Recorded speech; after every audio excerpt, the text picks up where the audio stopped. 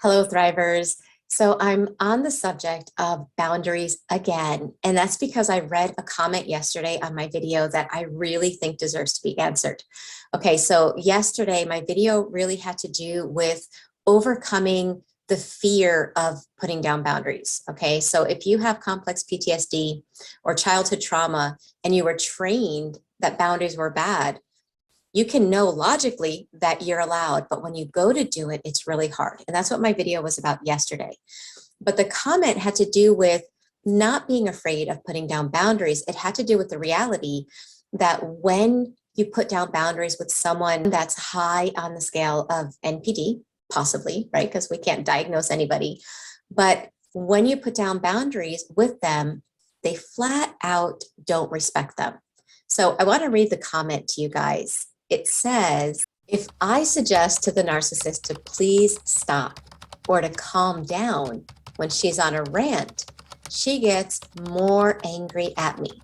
Setting boundaries with her doesn't work. So I just want to validate the reality that if you're in a relationship with somebody that might be high on that scale, you're right. Like when you say, this is my boundary, what they hear are two things. One, either how dare you put limits on me, right? I'm the one that calls the shots. Or two, they think, oh, that's how I can get under his skin. Okay, that's something that's sensitive to him. Now I know what to do or what to say to get under his skin. That's literally how their minds work. A healthy person sees that and tries to respect it. It's not always easy to respect the boundary. Sometimes we push a little bit, but when the person is firm, a healthy person respects it. A toxic person does not.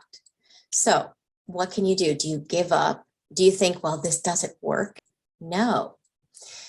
We have to view people that are high on the scale of NPD very much like toddlers in adult bodies. Okay, so think about a toddler. When you say no to a toddler, are they like, okay, mom, I don't want the ice cream anymore? No. Are they reasonable? No. Do they respond to your boundary when you tell them to not do that? No. What do?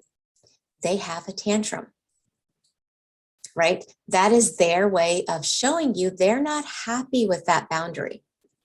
Now, we expect that from a toddler. But the truth is that people high on the scale of NPD are very much have the mentality of a toddler. Okay, so what happens when a parent says no to a toddler, and then because of the stress that the toddler gave them, gives into that toddler? What happens?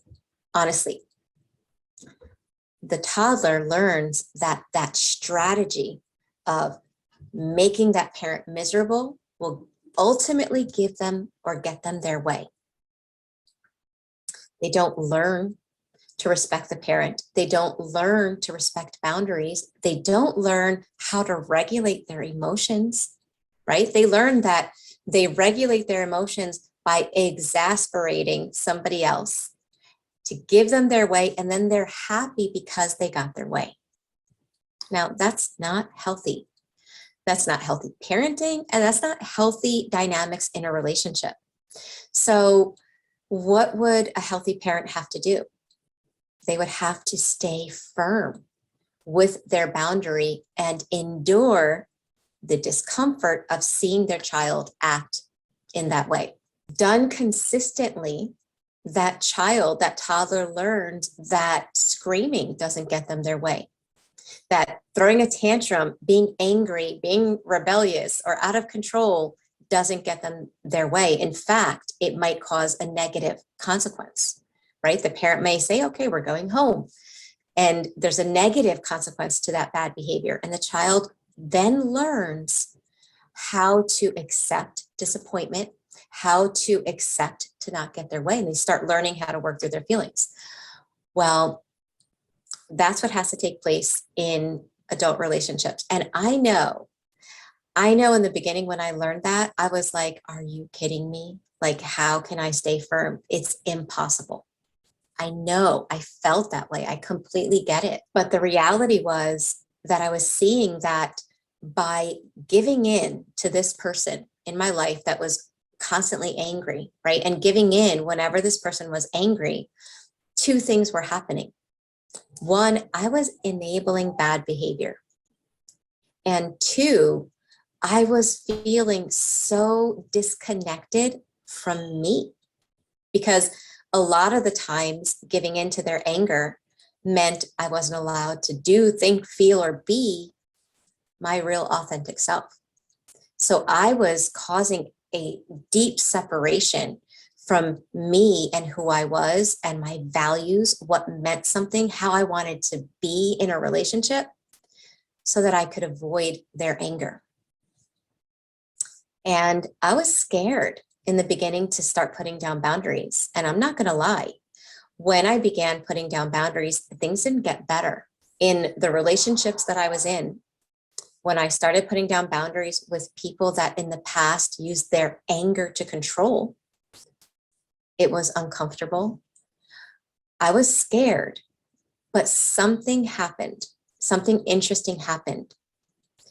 By maintaining my boundary, I actually started to feel like me because I was being true to myself. So, in one of the things that I put down a boundary with was ending circular conversations that were really just meant to, be all about drama. And they were circular conversations that were meant to attack you, or in this case, me at the time, and not search for solution, not search for resolution. It was just to hurt and to dump all their negative onto me. Then they felt better. They were like a baby getting burped. They felt better and I felt like crap, right? So I put that emotional boundary where I was not going to engage anymore in those kinds of drama conversations. So when they started, and I actually stayed in my own skin. I actually stayed grounded inside of me. So how I did that, and I'm saying this to help you so that you don't feel disempowered. There's nothing worse than feeling like nothing works for me or I can't in this situation. So I'm hoping that this helps you to not feel that way. Okay. So my boundary was, if you're going to talk, raising your voice or in an insulting way, I'm not going to engage in the conversation. So what happened? Well, since boundaries were new for me, they were going to test them, and they did. And what I did was I watched this person, or these people, I should say. I watched how they acted. It's basically the observe, don't absorb technique of really just watching them instead of absorbing it. If they say, you think that you're this great person, but you're this horrible person, instead of taking that like a dagger, like, oh my God, I'm a horrible person. No, I was like, wow, that's a really rude comment. That's really unkind. I was looking at their behavior. Okay, so part of being able to hold down those boundaries is about looking at what they're doing and realizing that that's them and it's not you. So what I did was I put down the boundary first, right? We have to set the boundary. My boundary was anytime the conversation gets to be out of control or full of insults and attacks, I'm not going to engage. So of course, you say that to a narcissist and they're like, yeah, right. That means you have control. No, I'm the one in control. And they test your boundary. So of course, my boundaries got tested. And that's when I had to respect my own boundary. They pushed, and they pushed with accusations, false accusations. Narcissists love to throw false accusations at you just to try to get you to engage, because they know the second you engage, they can get you spinning in those conversations. They get narcissistic supply and you feel like a chewed up piece of gum. Okay, chewed up and spit out. So when those false accusations came flying at me, the insults, the voice getting raised, the out of control behaviors meant to provoke me to anger. And then the other person would just calm down and be like, what's your problem? You're the problem. Well, since I knew that and I put down the boundary and now I had to respect my own boundary, when that happened, I was just like, I just watched and I said once, well, I'm not going to engage. I refuse to engage in this kind of conversation. And of course, the attacks came worse. Yeah, who do you think you are? You think you're better. You think you know everything. Whatever the accusations were, that was out of my control.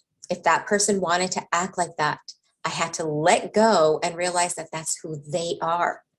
But I had to be true to myself, and I didn't want to be in those kinds of arguments anymore. I didn't want to be pushed to become or act in a way that was outside of the boundaries of who I really am. So what began to happen, and I'm going to be totally honest with you, is the other person got worse, right? Because what a narcissist needs is for you to get angry, for you to lose your cool, because when you do, they see you acting out of control, and in their broken prism of reality, they're like, oh, okay, Michelle's out of control. She's the one that's the problem. I'm fine. And they calm down and they point the finger at you and blame you for the fight. And then if you're still sucked into that drama, you try to prove that they're the ones that started it, and you're just giving them more energy, and they're fueling off of that.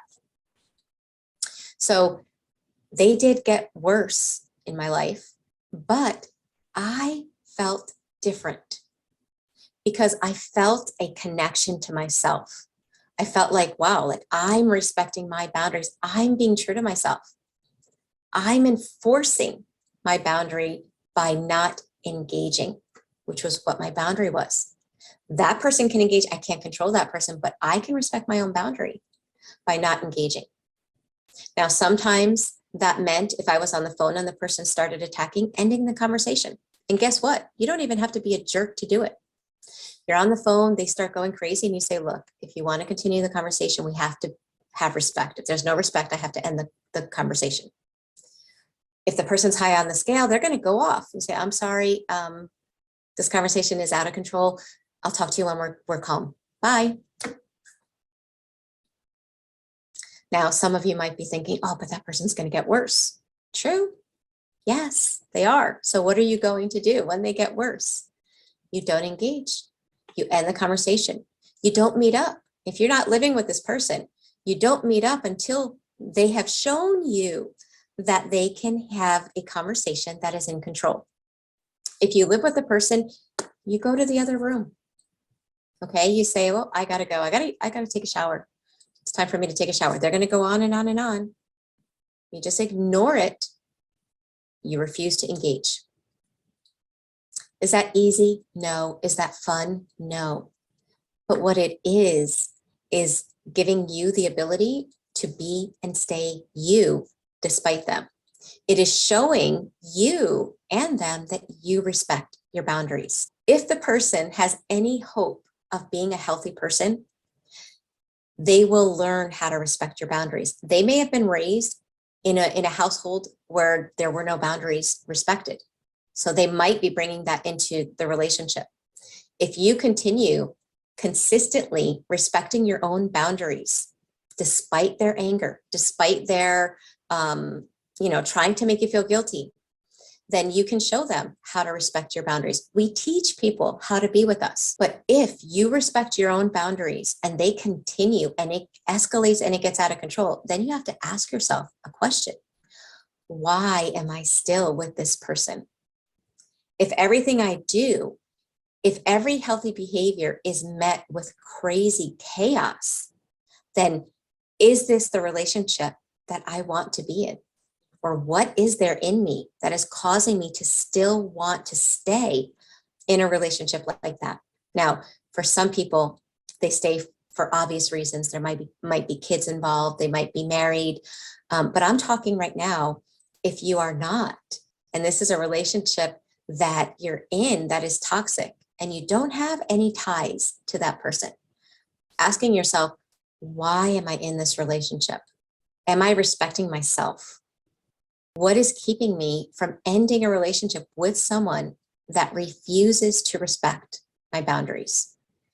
Because there's stuff there. There's stuff in your nervous system. There's stuff from the past. And the real healing begins when you can peel that back and get to those wounds. Once that is cleared up, and those old wounds are healed, then you will tolerate different things or refuse to tolerate different things in relationships. So again, when it comes to boundaries with narcissists, we are the ones that are responsible for enforcing them. We set them, healthy people respect them, but toxic people have to be shown how you respect them. So I hope this helped.